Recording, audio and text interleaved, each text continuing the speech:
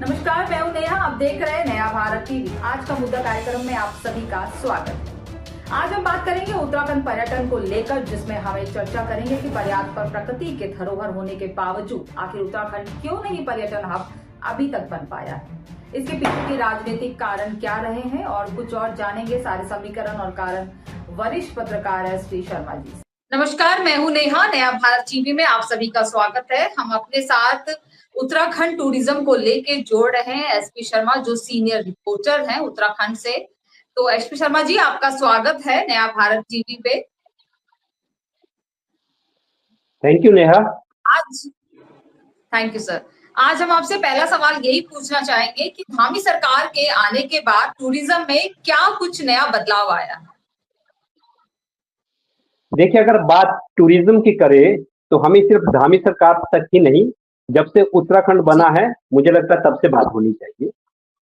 ये बात इसलिए होनी चाहिए कि उस दौर में भी जम्मू कश्मीर में टूरिज्म नहीं था और पूरी तरह से टूरिज्म हिमालय स्टेट उत्तराखंड और हिमाचल की ओर आना चाहिए था।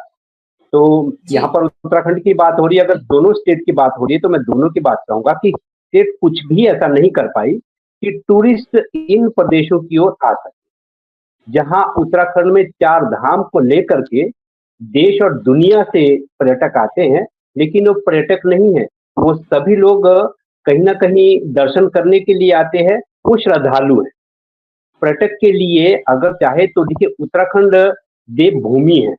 देवभूमि का मतलब यह है कि अगर आपको पर्यटक को लाना है तो पर्यटक गांव तक आने चाहिए और जो आपके देवी देवताओं के मंदिर है और जो आपके आस्था स्थल है वहां तक पहुंचने चाहिए।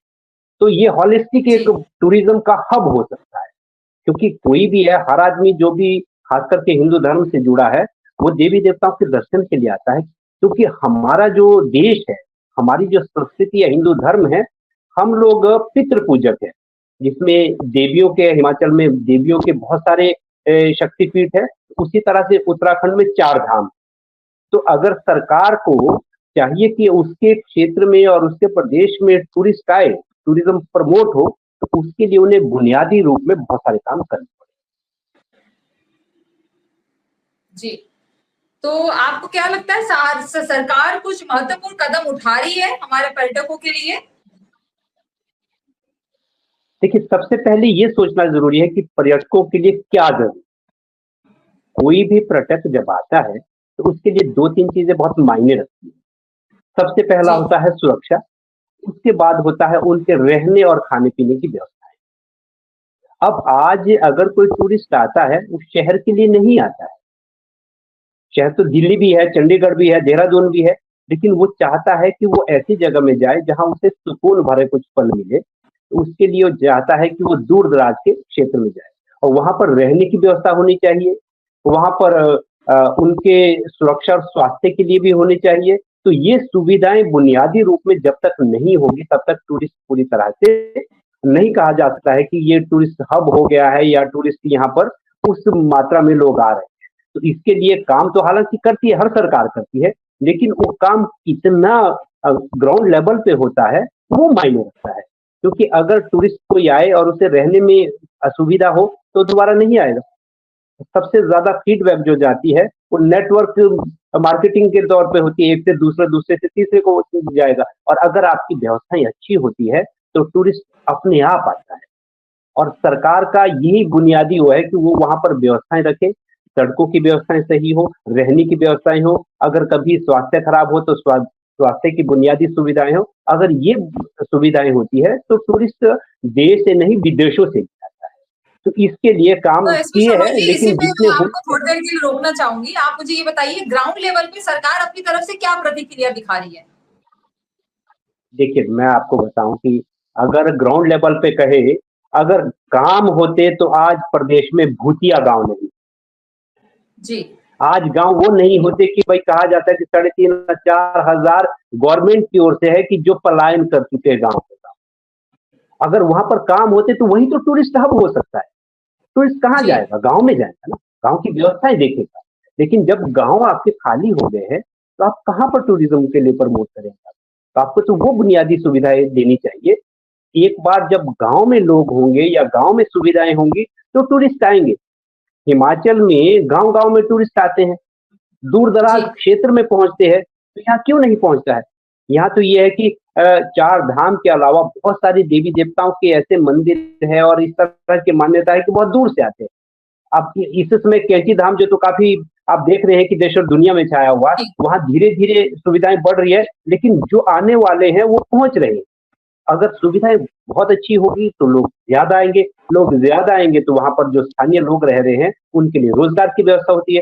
टूरिज़्म के से तो यही बेनिफिट है ना कि जो लोग सरकारी नौकरी नहीं कर रहे हैं, तो उनके लिए एक रोज़गार के जो है तो रास्ते खुलते हैं और उनकी दिनचर्या में और उनके रोज़गार में बढ़ोतरी होती है। उसी के लिए सरकार को काम करना चाहिए।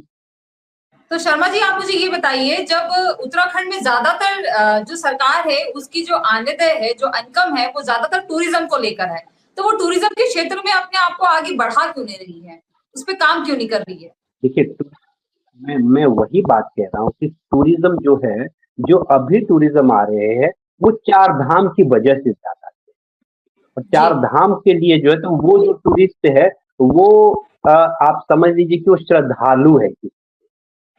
लेकिन वो जो इन्वेस्टर जो आते हैं, जो टूरिस्ट आता है, जो अपने हिसाब से खर्च करता है, वो जो रहने में सुकून चाहता है, वो इसके अलावा भी बहुत सारा क्षेत्र है। अब अगर चार धाम की बात करें, तो चार धाम तो आपके गढ़वाल मंडल में हुए, कुमाऊँ में तो नहीं है। जी। अगर कुमाऊँ में आपको टूरिज़्म जब वहाँ वो तो तालों का मंडल है, वहाँ तो एक से एक बढ़ कर के ताल है। अगर आप टूरिस्ट को खींचना चाहते हैं, पर्यटक को खींचना चाहते हैं, तो वहाँ आपको बुनियादी सुविधाएँ उन्हें देनी पड़ेगी।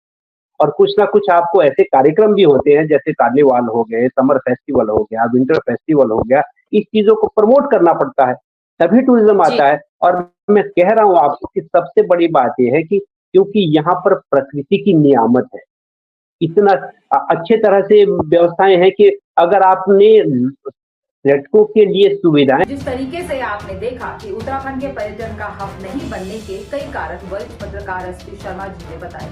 इसी तरह हम उत्तराखंड के देश विदेश अन्य मुद्दों को लेकर फिर हाजिर होंगे। आप देखते रहिए नया भारत टीवी। नमस्कार।